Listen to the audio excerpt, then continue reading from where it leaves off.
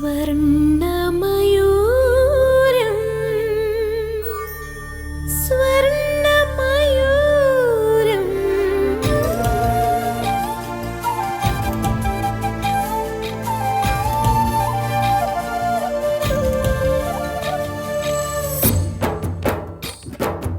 ആരാരോ തേടുന്നു അന്തിനിലാവൊളിയേ അമ്മാനം മാനത്തേ തേടുന്നു മുല്ലമുളങ്കുഴലിൽ പിന്നെയും ചാഞ്ചാടും ചെല്ലമഴത്തുള്ളിയേ കനവ് പോലെ പുതു കവിത പോലെ കടൽ പോലെ കാറ്റു പോലെ ഓർമ്മയിൽ ആരാരോ തേടുന്നു അന്തിനിലാവൊളിയേ അമ്മാനം മാനത്തേ അല്ലി മലർക്കിളിയേ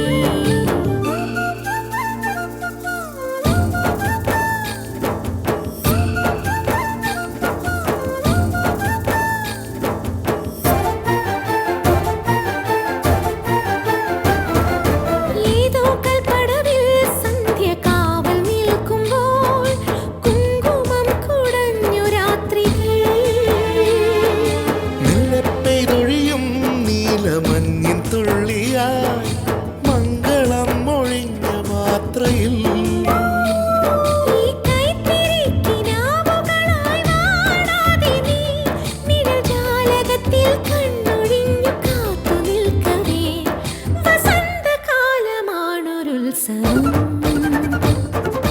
ആരാരോ തേടുന്നു അന്തിനിലാവൊളിയേ അമ്മാനം മാനത്തേ അല്ലി മലർക്കിളിയേ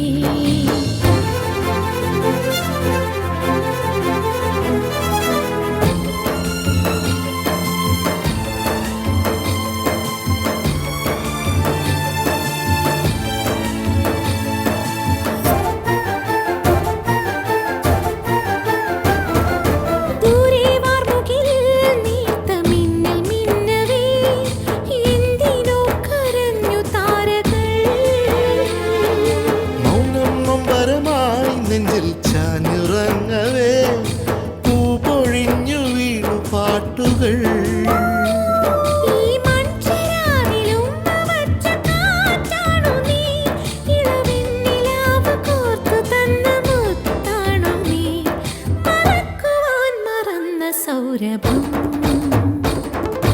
ആരാരോ തേടുന്നു അന്തിനിലാവൊളിയേ അമ്മാനം മാനത്തേ അല്ലി മലർക്കിളിയേ കനവ് പോലെ പുതു കവിത പോലെ കടൽ പോലെ കാറ്റു പോലെ ഓർമ്മയിൽ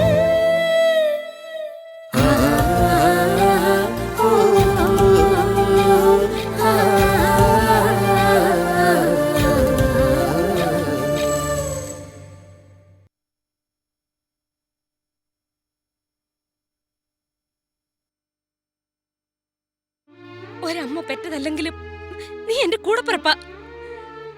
നീ നശിക്കുന്നത് കാണാൻ എനിക്ക് കഴിയില്ല. നിങ്ങൾ ഞാനൊരു കൂടെ പിറപ്പായി കാണുന്നില്ല. ഞാൻ എങ്ങനെ നശിച്ചാലും നിങ്ങൾ അത് അന്വേഷിക്കാൻ വേണ്ട. മോളെ നന്ദിനി, നിന്റെ ഈ പോക്ക് വലിയൊരു ദുരന്തത്തിലേക്കാ. ഈ ശീലം പഠിപ്പിച്ചു തന്നത് ആരായാലും അത് നിന്നെ നശിപ്പിക്കാൻ വേണ്ടിയുള്ള കൂട്ടാ. ഇതിന് നീ അടിമപ്പെട്ടാൽ പിന്നെ തിരിച്ചിങ്ങോട്ടൊരു മോചനം ഉണ്ടാവില്ല. ദയവ് ചെയ്ത ആ റാക്കറ്റിലൊന്നും നീ കുടുങ്ങരുത്. എനിക്ക് ഇഷ്ടമുള്ളവരോടൊപ്പം ഞാൻ കൂടും. എനിക്ക് ഇഷ്ടമുള്ളതൊക്കെ ചെയ്യാൻ ചെയ്യും. എന്നെ നിങ്ങൾ ഉപദേശിക്കണ്ട. നന്ദിനി, ഞാൻ പറയുന്നതൊന്ന് കേക്ക്. കേൾക്കണ്ടെന്ന് പറഞ്ഞില്ലേ? കടന്നു പോകുന്നതാ നിങ്ങക്ക് നല്ലത്. ഏത് നശിച്ച നേരത്താണോ ഇതിനൊക്കെ ഇങ്ങോട്ട് കെട്ടിയെടുത്തത്? ഒന്ന് കടന്നു പോകുന്നുണ്ടോ?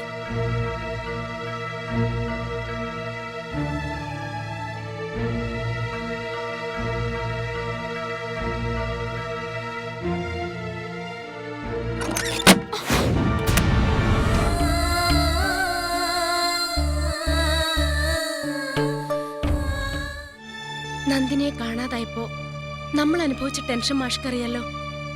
അവള് വന്നു കയറിയപ്പോ ആശ്വസിക്കുകയും ചെയ്തു. പക്ഷേ അവളുടെ തിരിച്ചുവരവ് വലിയൊരു ആപത്തും കൊണ്ടാ. എന്താ അരുതാത്തത് വല്ലതും പറ്റിയോ അവക്ക്?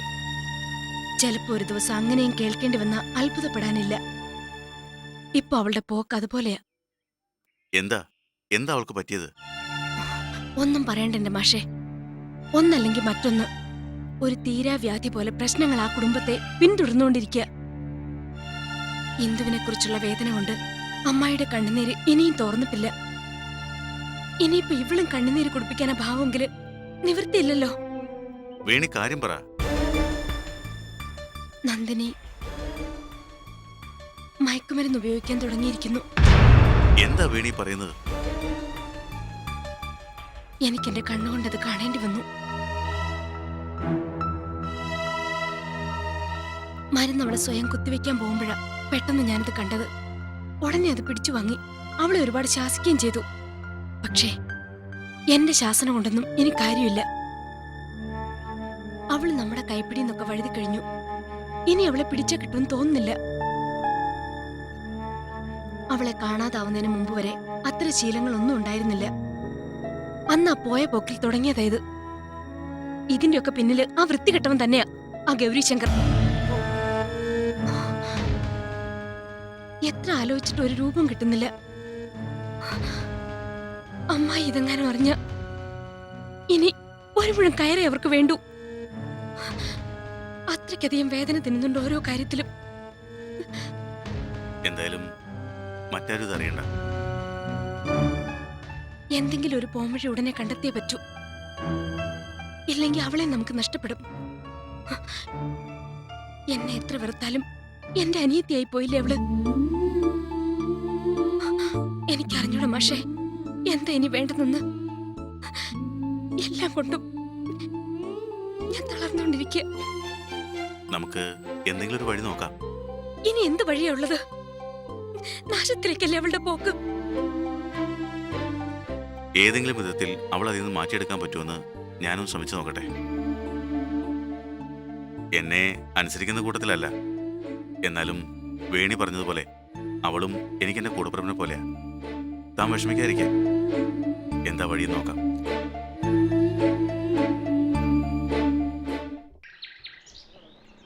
നന്ദിനിക്കുട്ടി, എന്താ മാഷേ? എന്തൊക്കെയാ മോളെ നിന്നെ കുറിച്ച് കേൾക്കുന്നത്? എന്ത് കേട്ടുന്ന്? എന്റെ നാവ് കൊണ്ട് ഇനി അത് ആവർത്തിക്കണോ? അത് വേണ്ട, നിനക്കത് നല്ലതല്ല. എന്തിനാ പാവ അമ്മയെ കണ്ണീരൊടിപ്പിക്കുന്നത്? അച്ഛനില്ലാത്ത ദുഃഖം അറിയിക്കാതെയാ അവര് നിങ്ങളെയൊക്കെ വളർത്തിയത്. എന്നിട്ട് അതിനുള്ള കൂലിയാ ഇപ്പൊ അമ്മയ്ക്ക് കൊടുക്കുന്നത്. ഉപദേശിക്കാൻ ആളില്ലാത്തതിന്റെ ഒരു കുറവേ ഉണ്ടായിരുന്നുള്ളൂ. തീർന്നെങ്കിൽ പറഞ്ഞു പോവായിരുന്നു. ഉപദേശമൊന്നുമല്ല, നിന്റെ കുടുംബത്തിന്റെ അവസ്ഥ അറിയാവുന്നതുകൊണ്ടുള്ള വേദനയാ. എന്തായാലും ഞങ്ങൾക്ക് വേണ്ടി വേദനിക്കാനും സഹതപിക്കാനും ഒക്കെ ഇങ്ങനെ ഒരാളുണ്ടായല്ലോ. അതിനിപ്പോ എന്താ ഞാൻ നന്ദി പറയണോ? നന്ദിയും കടപ്പാടും ഒന്നും ആരിൽ നിന്നും ഞാൻ പ്രതീക്ഷിക്കുന്നില്ല. ആ കുടുംബത്തോടുള്ള സ്നേഹം കൊണ്ട് പറഞ്ഞെന്ന് മാത്രം. അറിയാം ആ സ്നേഹത്തിന്റെ കഥകളൊക്കെ. മുമ്പ് കുറച്ചാലും ചേച്ചിയോടായിരുന്നല്ലോ.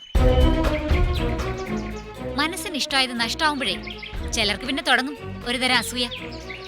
മറ്റുള്ളവർ നന്നാവുന്നതിലുള്ള അസൂയ. ആദ്യം അവനവന്റെ ജീവിതത്തിൽ ഒരു അർത്ഥം ഉണ്ടാക്കാൻ നോക്ക്, എന്നിട്ടാവും അന്യരുടെ കാര്യത്തില്. നന്ദിനി, നിങ്ങളെ ഒരിക്കലും ഞാൻ അന്യരായിട്ട് കണ്ടിട്ടില്ല. എന്നാ ഇനി അങ്ങനെ കണ്ടാ മതി.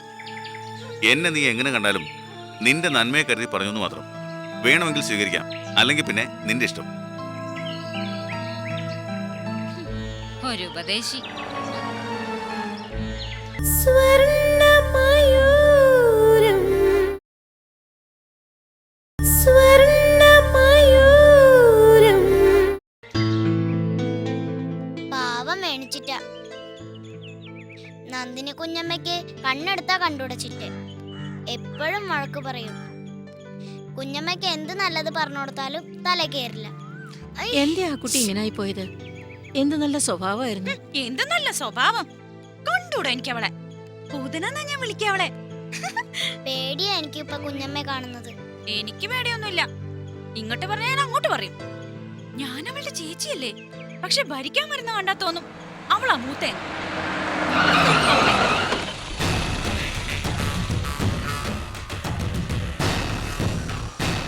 അല്ല, ഇത് നമ്മുടെ ഗോപന്റെ കുഞ്ഞല്ലേ? അതെ, നിങ്ങളാരാ? എന്നെ അറിഞ്ഞുകൂടെ? ഒന്ന് പറഞ്ഞു കൊടുക്കു പെണ്ണേ. എനിക്കറിഞ്ഞൂടാ. അത് കൊള്ളാമല്ലോ.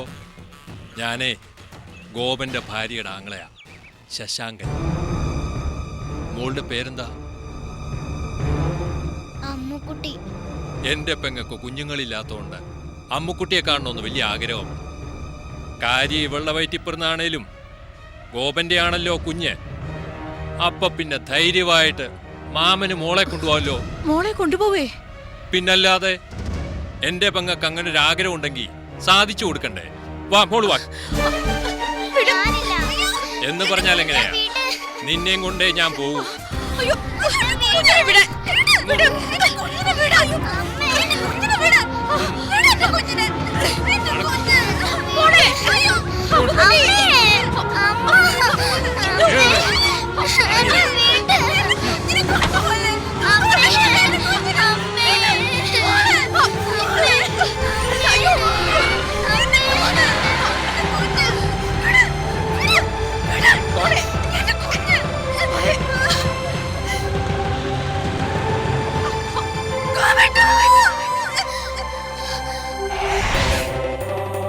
അയ്യോ, എന്നെ വിട്. എന്നെ വിട്. എനിക്ക് ഭ്രാന്തില്ല. നിങ്ങൾക്ക് ഭ്രാന്ത്. എന്നെ വിട്. വിട്. എന്നെ വിട്, പട്ടി. എന്നെ വിട്. എന്നെ വിട്. എന്നെ കൊണ്ടുപോലെ. എന്നെ വിട്. അയ്യോ, എന്റെ കയ്യ്. എനിക്ക് ഭ്രാന്തില്ല. എന്നെ വിട്. വിട്. ഈശ്വര,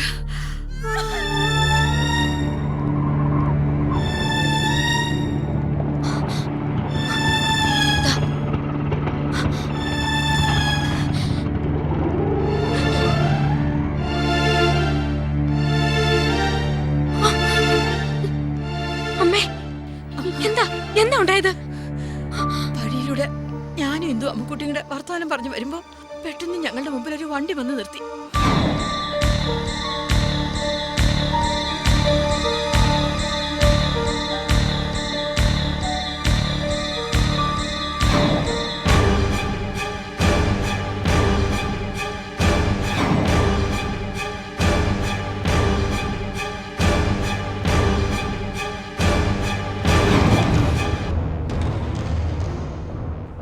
എന്തോ ഇതിനകത്തുണ്ട്.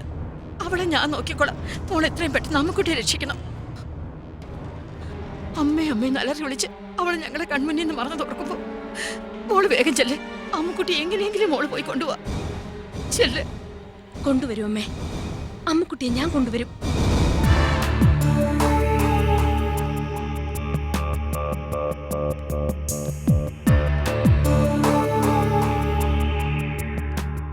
മോള് പേടിക്കണ്ട. മോളെ ഞാൻ ഒന്നും ചെയ്യില്ല. എനിക്ക് അവനെയാ വേണ്ടത്, നിന്റെ തന്തയെ. നീ ഇവിടെ ഉണ്ടെന്നറിഞ്ഞാൽ അവൻ ഇവിടെ വരും. അല്ലെങ്കിൽ വരുത്തും ഈ ശശാങ്കൻ.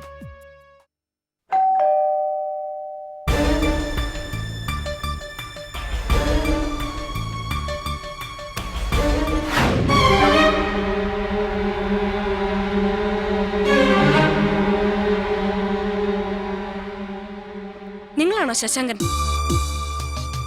എന്താ കാര്യം? അമ്മൂനെ ഇറക്കിവിടെ. അത് പറയാൻ നിങ്ങളാരാ? ആണത്തം കാണിക്കലും വീമ്പിളക്കലും കൊച്ചു കുഞ്ഞുങ്ങളോടും പെണ്ണുങ്ങളോടും അല്ല വേണ്ടത്. മര്യാദയ്ക്ക് കുഞ്ഞിനെ ഇറക്കി വിടുന്നുണ്ടോ? അല്ലെങ്കിൽ നീ എന്ത് ചെയ്യും? ശശാങ്കന്റെ വീട്ടിൽ വന്ന് ഒറ്റയ്ക്ക് പടപൊരുതാൻ നീ വലിയ കൊടികെട്ടിയ ജാൻസി റാണിയൊന്നും അല്ലല്ലോ. വന്ന വഴിക്ക് പോ. അല്ലെങ്കിലേ എന്റെ കൈക്കരുത്ത് നീ അറിയും. കൈക്കരുത്തൊക്കെ നിന്റെ ആ പെങ്ങളില്ലേ? ഗോപന്റെ ജീവിതം തകർത്ത ആ വൃത്തികെട്ടവൾ, അവളോട് കാണിച്ചാ മതി. അനാവശ്യം പറഞ്ഞോണ്ടല്ലോ. ഞാൻ വന്നത് അനാവശ്യം പറയാനോ നിങ്ങളോട് വഴക്കിടാനോ അല്ല. അന്ന് ഗോപനെ പിടിച്ചിറക്കിക്കൊണ്ട് പോയപ്പോ ചോദിക്കാനും പറയാനും ആരും ഇല്ലായിരുന്നു. ആ ഒരു പോക്കൃത്തര നീ ആ കുഞ്ഞിനോടും കാണിച്ചത്. മര്യാദയ്ക്ക് കുഞ്ഞിനെ ഇറക്കിവിട്, ഇല്ലെങ്കിൽ എനിക്ക് പിടിച്ചിറക്കേണ്ടി വരും. അത്രയ്ക്ക് ചങ്കൂറ്റുകൊണ്ടേ കാണട്ടെ നീ കുഞ്ഞിനെ ഇറക്കിക്കൊണ്ടുപോകുന്നത്.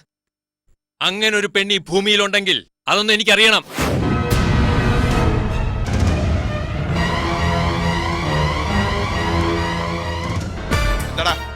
കാണിക്കണോ സാർ? അത് കുട്ടിയെ ബലമായി പിടിച്ചോണ്ട് വന്ന് നീയാരാ? സ്ട്രീറ്റ് റൗഡിയോ? എന്തിനാ കുഞ്ഞിനെ പിടിച്ചോണ്ട് വന്നത്? അത് ഗോപന്റെ കുഞ്ഞല്ലേ. അതിന് എന്റെ പെങ്ങൾക്ക് കുഞ്ഞുങ്ങളില്ലാത്തതുകൊണ്ട് അമ്മുക്കുട്ടിയെ കാണാൻ അവൾക്കൊരാഗ്രഹം, അതുകൊണ്ട് കൊണ്ടുവന്ന. അതിന് ബലം പ്രയോഗിച്ചാണോ കൊണ്ടുവരുന്നത്? ചോദിച്ചാൽ അവർ തരില്ല, അതുകൊണ്ടാ. ചോദിച്ചാൽ തന്നില്ല, നീ തട്ടിക്കൊണ്ട് പോരും അല്ലേ? ക്ഷമിക്കണം. ആ കുട്ടിയോടെ സക്കീറേ, ആ കുഞ്ഞിനെയും കൊണ്ടുവാ. ഇനി മേലെ ഈ വേഷം കെട്ടെടുത്താലുണ്ടല്ലോ നിന്റെ ഗുണ്ടായസേ ഞാനങ്ങ് അവസാനിപ്പിക്കും.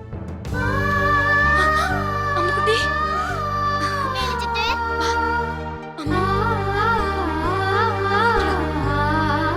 സ്വർണ്ണമയൂരം സ്വർണ്ണമയൂരം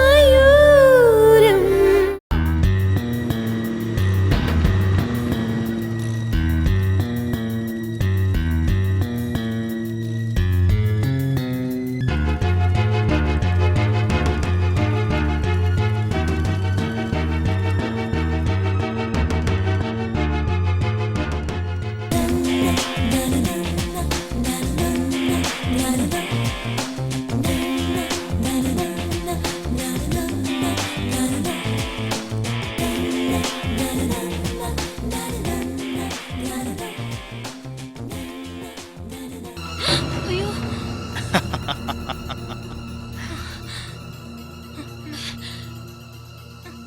ഞാനൊന്ന് അകത്തേക്ക് വന്നോട്ടെ.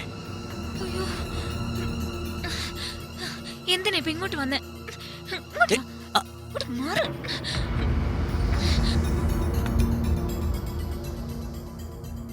ആരാ മോളെ അത്? അത് ധർമ്മക്കാരൻ്റെ അമ്മേ. എന്തെങ്കിലും ചില്ലറ ഉണ്ടെങ്കിൽ കൊടുത്തയക്കും മോളെ. കൊടുത്തു. ആ താനാണ് കൊള്ളാലോടോ. കോടിക്കണക്കിന് ആസ്തിയുള്ള ഗൗരിശങ്കർ തന്റെ വീട്ടുപടിക്ക് വന്നപ്പോ വെറും ഒരു ഭിക്ഷക്കാരനാക്കിയല്ലേ. സോറി ഗൗരി. പക്ഷേ ഈ ഭിക്ഷക്കാരനെ വെറും ചില്ലറ കൊണ്ട് തൃപ്തിപ്പെടുന്നവനല്ല. തരുകയാണെങ്കിൽ മൊത്തമായിട്ട് ഇങ്ങ് തന്നേക്കണം. ഒരു നാണമില്ല. എന്തിനാ ഇപ്പൊ ഇങ്ങോട്ട് വന്നേ? ആ, അത് കൊള്ളാലോ. തന്നെ ഒന്ന് കാണാനാ. കണ്ടില്ലേ, പ്ലീസ് ഒന്ന് വേഗം ഇറങ്ങിപ്പോ. വയ്യാതെ അമ്മ കിടക്കുന്നത് ഭാഗ്യം, ഇല്ലെങ്കിൽ കാണായിരുന്നു. എന്റെ കണക്കൂട്ടലുകൾ ശകലം പിഴച്ചു. താൻ ഒഴികെ ആരും ഇവിടെ ഉണ്ടാവില്ലെന്ന് വിചാരിച്ചത്.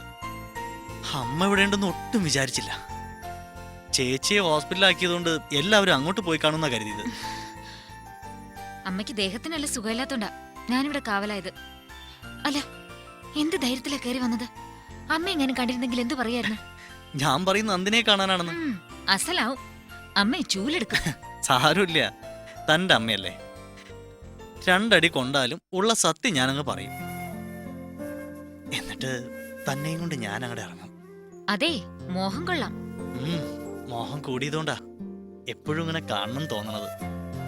ഓ, എന്നാലും വല്ലാത്തൊരു ഓണം കയറാൻ മൂലല്ല തന്റെ ഈ വീട്.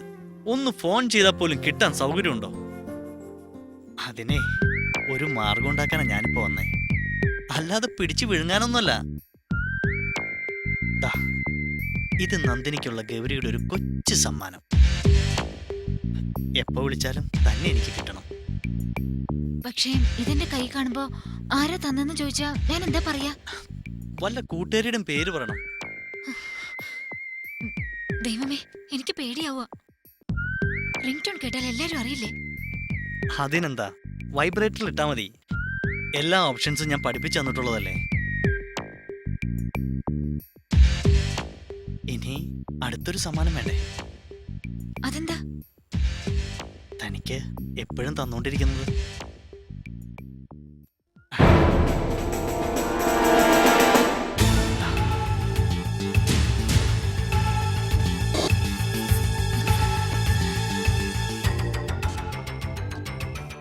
ഇതിപ്പോ ശീലിച്ചത് അപകടമായിപ്പോയെന്ന് തോന്നുക. ഇപ്പൊ ഇതില്ലാതെ പറ്റില്ലെന്നായി. എന്തായിരുന്നാലും അതിന്റെ ഒരു സുഖം ആലോചിക്കുമ്പോ. ഗൗരി എല്ലാവർക്കും സുഖം പകരാനേ പഠിച്ചിട്ടുള്ളൂ. ദുഃഖം ഗൗരിയുടെ നിഘണ്ടുവിലേ ഇല്ല. മതി വാചകം അടിച്ചത്. വേഗം വണ്ടി വിട്ടോ.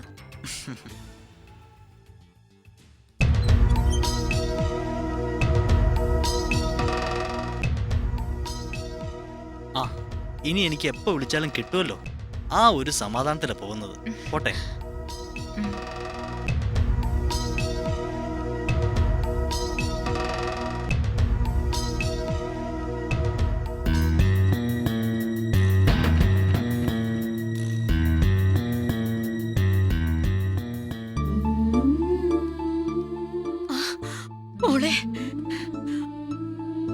അവൻ എന്തെങ്കിലും ചെയ്തോ? എവിടേക്കാ അവൻ കൊണ്ടുപോയത്? ഗോപന്റെ ഭാര്യ വീടും പരിസരവും പോലീസ് തപ്പിത്തെരഞ്ഞു. സർക്കിൾ നന്ദഗോപാൽ സാറും കൂടെ ഉണ്ടായിരുന്നു. അവിടെ മൊത്തം അന്വേഷിച്ചപ്പോഴാ അവന്റെ താവളം പിടികിട്ടിയത്. ആദ്യം എന്നോട് കുറച്ച് ചാടിയെങ്കിലും സർക്കിളിനെ മറ്റു പോലീസുകാരൻ കണ്ടപ്പോ അമ്മുനെ വേഗം ഇറക്കി വിട്ടു.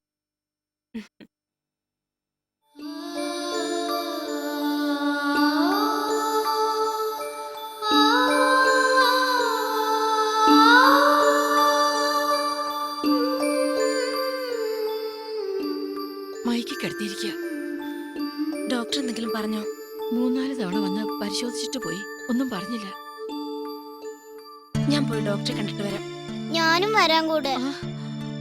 മോൾ ഇവിടെ നിക്ക്. ചിറ്റ ഡോക്ടറെ കണ്ടിട്ട് വേഗം വരാം. എനിക്ക് അമ്മയെ കാണാൻ പേടിയാ. മോളുടെ അമ്മയല്ലേ, പിന്നെന്താ പേടിക്കാൻ? പിന്നെതാ ഈ അമ്മൂമ്മ അടുത്തില്ലേ? ചിറ്റ ഇപ്പൊ വരാം കേട്ടോ.